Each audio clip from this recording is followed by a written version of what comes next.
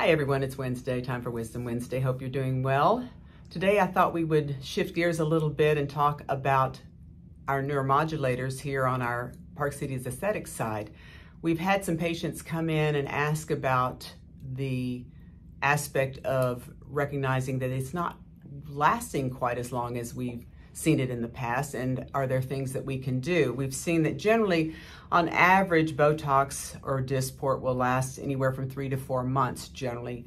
And so it's this small amount of percentage of folks that might have some issues with it not lasting quite as long. In fact, I recently had a friend who uses Botox for migraines and it's just not lasting long enough. And are there things that perhaps we can do or ways that we might recognize that some people are just going to go through this type of product a little more quickly than others? Certainly people with high metabolisms, people who tend to need more anesthetic might find that this will not last as long. If you go to the dentist, say, and you need more lidocaine or any type of numbing agent, it may reflect the fact that your liver really metabolizes these types of things more quickly. And so perhaps you might be someone where this doesn't last as long, or someone who really works out an awful lot.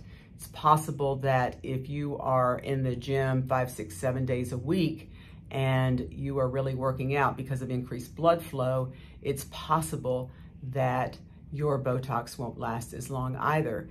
And recently there was a study that came out in the Journal of Cosmetic Dermatology that concluded that Botox injections might be less effective following certain vaccines, in particular the recent coronavirus vaccine. And on average, they had about 45 patients. So this is a very small study, but of note that they received Botox every 118 days prior to their COVID shot, and after that it fell to 96 days. So it lasted about 22 days less, which is about 3 weeks shorter than perhaps it had prior to that.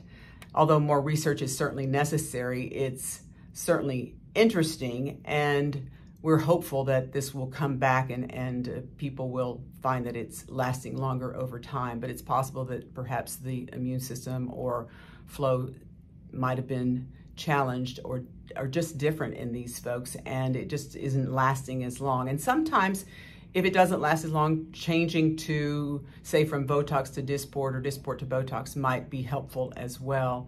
And there have been reports of even antibodies that have been noted that may make it less effective and not as long lasting.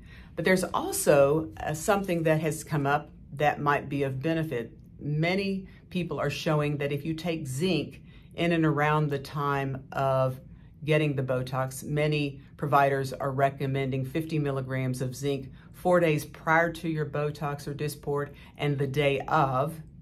And there are other studies that are suggesting that you take zinc every day, say 20 to 50 milligrams on a daily basis.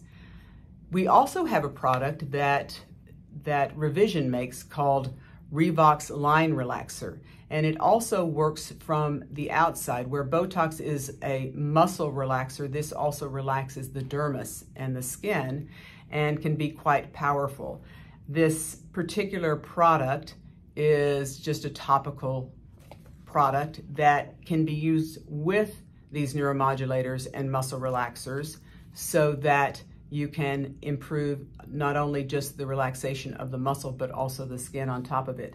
There has been noted 100% greater improvement in the appearance of under eye fine lines and wrinkles at rest when a neuromodulator is paired with this Revox Line Relaxer versus just something without any particular performance ingredients.